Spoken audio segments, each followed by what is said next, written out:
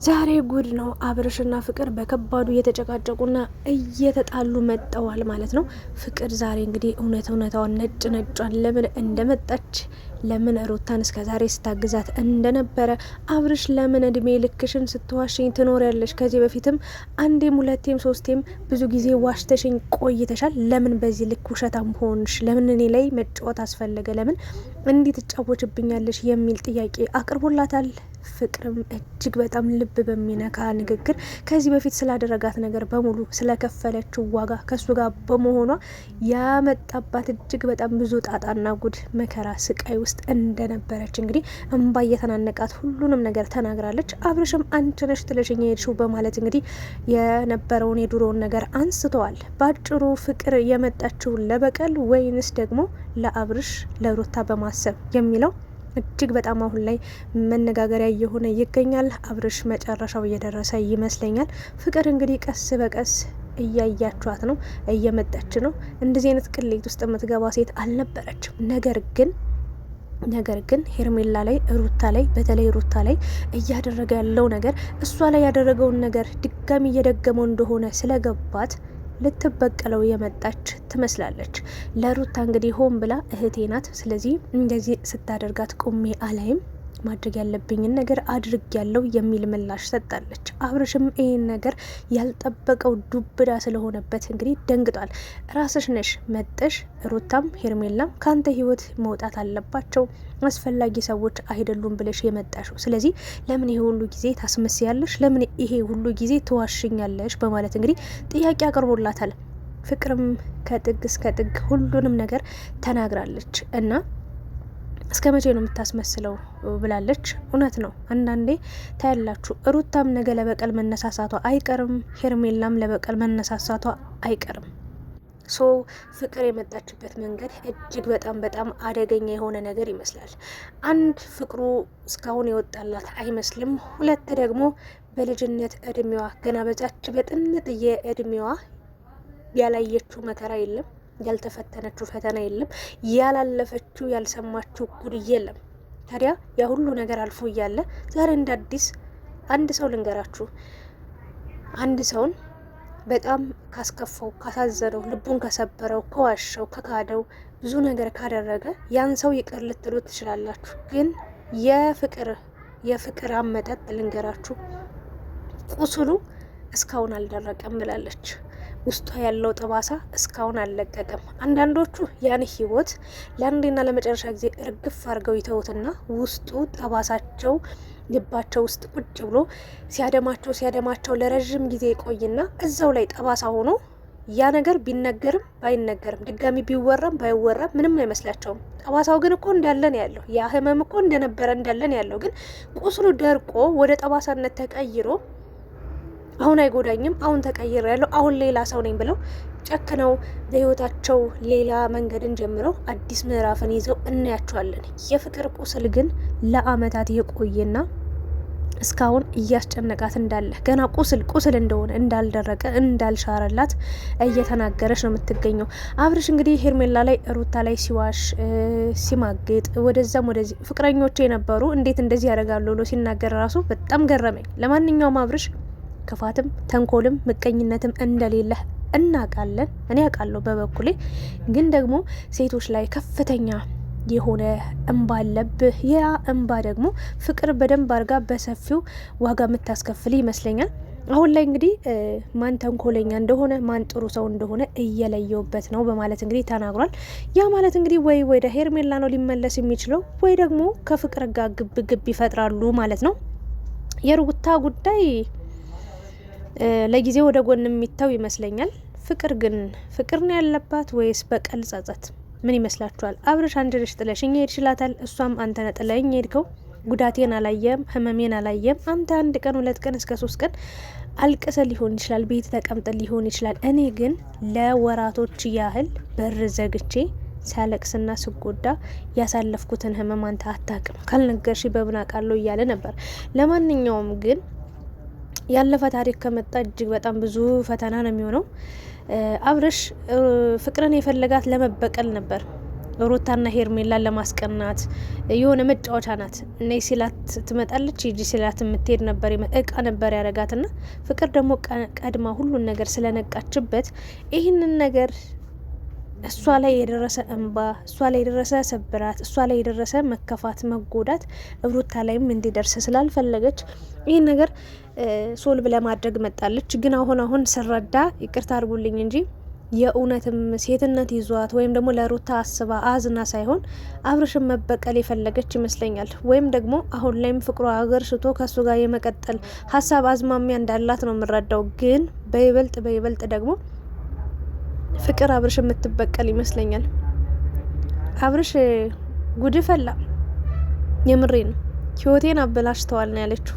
ምስቅልቅሉን አውጥተሃል። እሷም የልጅ እናት ነች፣ እኔም የልጅ እናት ነኝ። ስለዚህ አዝኝላት አለው፣ አስቤላት አለው፣ ተዋብሬያት አለው።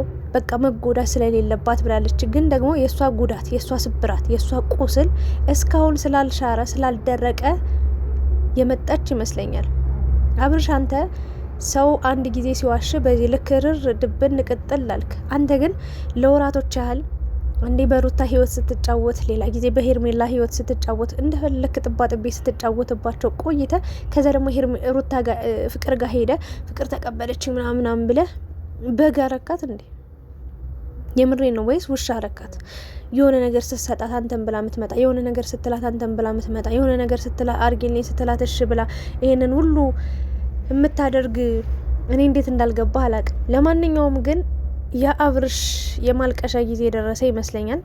ከሶስቱም ሳይሆን እንግዲህ መጎዳቱ የሱ ይመስለኛል።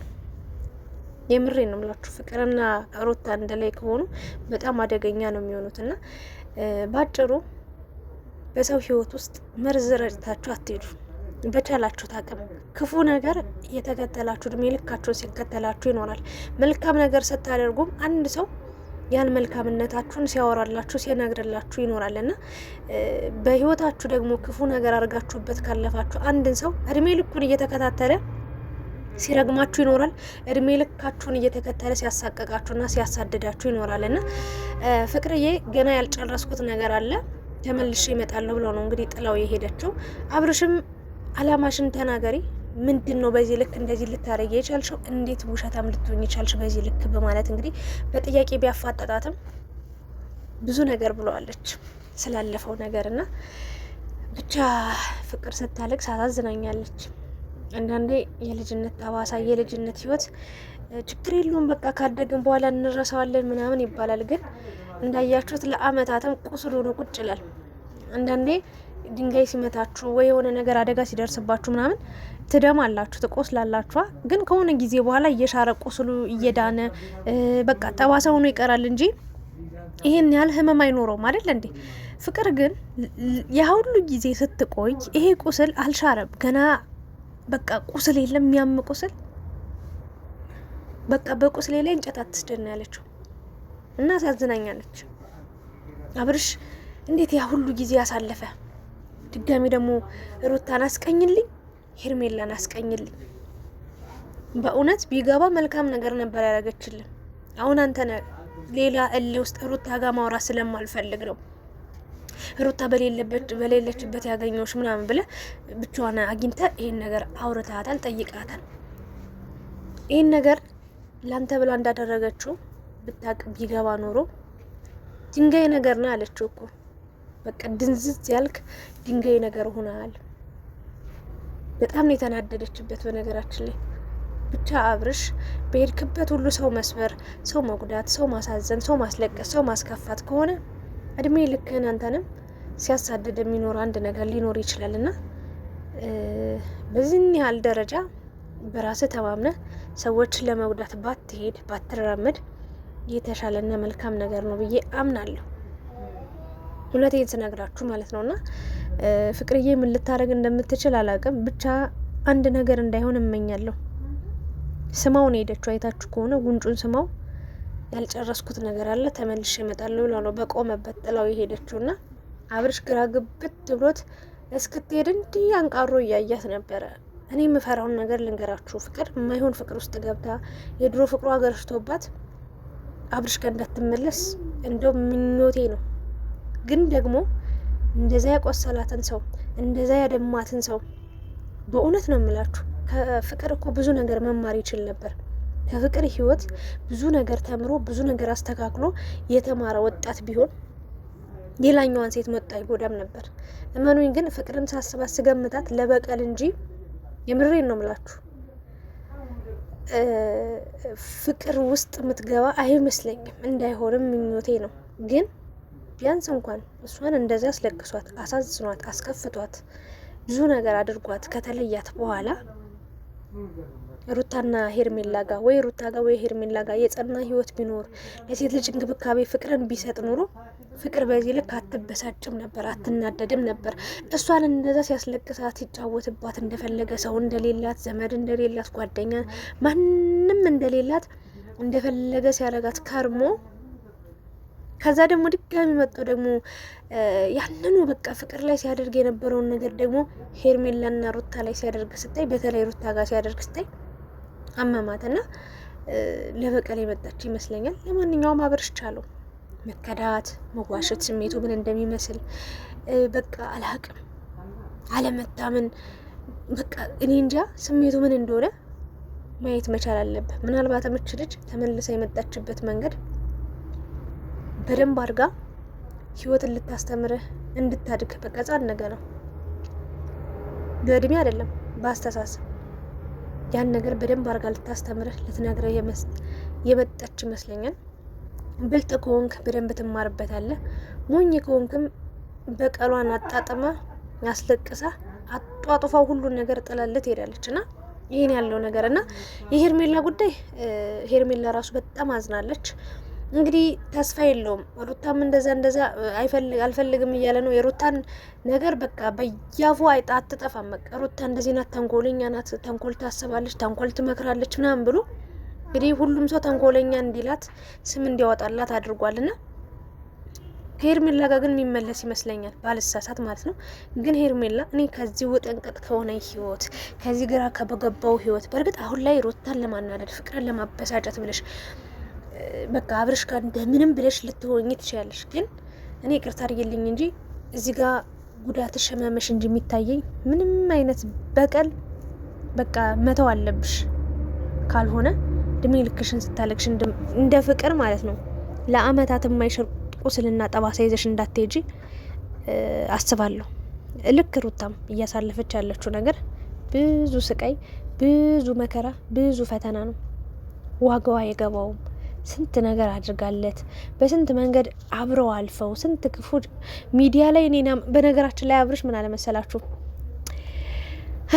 አይ ሰው ግን የነበረበትን ሲራሳ በጣም ይገርመኛል። ምን አለመሰላችሁ ሩታንም እኔ ነኝ ወደ ሚዲያ መጣዋት፣ ፍቅርንም እኔ ነኝ ወደ ሚዲያ መጣዋት፣ ሄርሜላንም እኔ ነኝ ወደ ሚዲያ መጣዋት። እንኳን አይደለም ሚዲያ ሰው ሊያውቃቸው ይቅርና ሰፈር ውስጥ እንኳን ማንንም አያውቃቸውም፣ ማንንም አይቷቸው አያውቅም ነበረ። እኔ ላይ እንደዚህ ይጫወታሉ ብዬ አስቤ አላቅም በማለት እንግዲህ ተናግሯል። በነገራችን ላይ አብርሽ አንተንስ ማን ያውቅ ነበረ? እንደው እውነት እንነጋገር፣ የመጣህበትን የኖርክበትን ያለፍክበትን መንገድ እናውራና እኔ አንዳንዴ ሰውን ባለፈ ህይወቱ መውቀስ አልፈልግም። ግን ምን እላለሁ መሰላችሁ ያለፈ ህይወታችሁን አትርሱ፣ በቃ የመጣችሁበትን አትርሱ ነው የምለው። አንዳንድ ሰዎች ከመከራ ከችግር በቃ ከስቃይ ውስጥ ወጣው መጣው ከዛ የሆነ ነገር ትንሽ ሲያገኙ ጥጋብ ይላችኋል። ልክ እንደ አብርሽ ማለት ነውና አብርሽ አንተን ማን ያውቅ ነበር? መጀመሪያ ሩታ ፈቀርኩ ብላ ባትመጣ ኑሮ መጀመሪያ ፍቅርዬ በዛ ጨዋነቷ ፍቅር አይደል ፍቅር ፍቅር ፍቅር ፍቅር ፍቅር አይደል እንደሚል የነበረ ሰው ሚዲያው በሙሉ ከዛ በፊት ከየተንቢ ጋር እኮ ቪዲዮ ይሰራ ነበር። የተንቢ ቪዲዮ ላይ ውር ሲል አውቀዋለሁ። ነገራችን ላይ ከሩታ ጋር ከመሆኑ በፊት ከፍቅር ጋር ከመሆኑ በፊት እኔ አብርሽን መጀመሪያ ገረ የተንቢ አረብ ሀገር ነበረች አይደለ ሳውዲ። ከሳውዲ ስትገባ በእሷ ቪዲዮ ውር ሲል አየው ነበረ። ከዛ ፍቅር መጣች ከፍ አደረገች። እናቴ ትሙት ሚዲያ ሲጀመር እንደው ሀቅ እናውራ ከተባለ ሚዲያ ዩቲዩብ ማለት ነው ያለ ሴት ይደምቃል እንዴ? ሴት አይደለች እንዴ ድምቀት? ሩታን ብትሉ ሀይሚን ብትሉ ሄርሜላን ብትሉ ፍቅርን ብትሉ ብቻ የታወቁት በቃ ሴቶች ናቸው። ወንዶችን የሚያደምቋቸው አሉ የሚባሉትና እኔ ነኝ ያመጣኋቸው ወደ ሚዲያ። ፍቅርም ከፍ አርጋ በደም ፌመስ አርጋ ነው ሄደችው። ሩታ ተደገመች። ሩታ በጣም ተቀና ነበር ባይ ዘ ወይ አስታወሳችሁ? ሁሉም ሰው ኮሜንቱ እንዳለ ሩታዬ የኔ ንግስት፣ የኔ ንግስት፣ ንግስቷ እያለ የኔ አንበሳ፣ የኔ ጀግና እያሉ በጣም ያሞጋግሷት ነበር። እሷ ከሌለች ሲጀመር አንተ ባለህበት ቪዲዮ ይታየ ነበር? አይታይም ጭራሽ ማለት ነው። ሄርሜላም ብትሆን መጣች ለትንሽ ጊዜ ብትጫወትባትም ድራማ ብትሰራበትም በእሷ ላይ ብዙ ነገር አገኘ፣ ብዙ ነገር ተጠቀምክና አሁን አንተ መወቃቀስ እኔ ነኝ እንደዚህ ያረኩላችሁ ለአንተ ብዙ ያረጉልህ ነገር ይበልጣል። ግን እኛ ያው አብረው ተጋግዘው እየሰሩ ነው አንድ ላይ ናቸው ምናምን ብለን ስለምናስብ እንጂ አንተ ካረክላቸው በላይ እነሱ ያረጉልህ ይበልጣል። ሴት ልጅ የሚዲያው ድምቀት ናት። ሴት ልጅ የሚዲያው መሪ ናት። እስኪ ፍቅርም ሄርሜላም ሩታም ከህይወት ይውጡና በራስ ስራ ምን ብለ ምን አውርተ ምን ተናግረል እንደምትፖስት እስኪ እናያለን። እችን ያሳባት እናገር ደስ ይለኝ ነበር። በጣም የሆነ ትጎረብጣለች። የእውነት ሁሉም ነገር ያለ ሴት አያምርም። እንኳን አይደለም ሶሻል ሚዲያ እንኳን አይደለም አንተ ዓለም ራሱ ማለት ነው ያለ ሴት ባዶ ናት። ትዳርም በለው ፍቅርም በለው ህይወትም መንገድም በቃ ዓለም በቃ ያለ ሴት ባዶ ናት። ልንገር ብዬ ነውና ይህን ያህል እኔን እኛ ሳወቋቸው እኔ ነኝ። ማንም ላያውቃቸው ይችላል። እድላቸው ነው። ግን የሆነ ሰዓት ላይ መታወቃቸውም አይቀርም። የምሬን ነው። ግን አንተን ነው እንደውም በህይወትን እንደው ከሀስከፐክ ግልብጥ ብጥ አድርገው አይደል እንደ የቀየሩልህ። ተው እንጂ አብርሽ፣ የመጣህበትንማ መርሳት የለብህም። በዚህ መንገድ መወቃቀሱ ተገቢ ነው ብዬ አላስብም። ግን ደግሞ ፈጣሪ ሆነ ፍቅር በከባዱ የመጣችበት ይመስላል።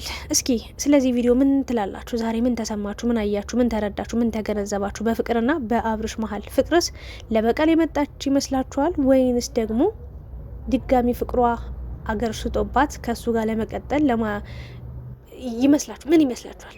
ሀሳባችሁን እንደተለመደ ኮሜንት ላይ ያስቀምጡ። የኔ ሀሳብ ይሄንን ይመስል ነበር። ለማንኛውም ከማንም ሰው ጋር ሆናችሁ ከማንም ሰው ጋር ለዛ ሰው ቁስል ሆናችሁ ጠባሳ ሆናችሁ የህይወቱ ምስቅልቅል ሆናችሁ አትለዩት።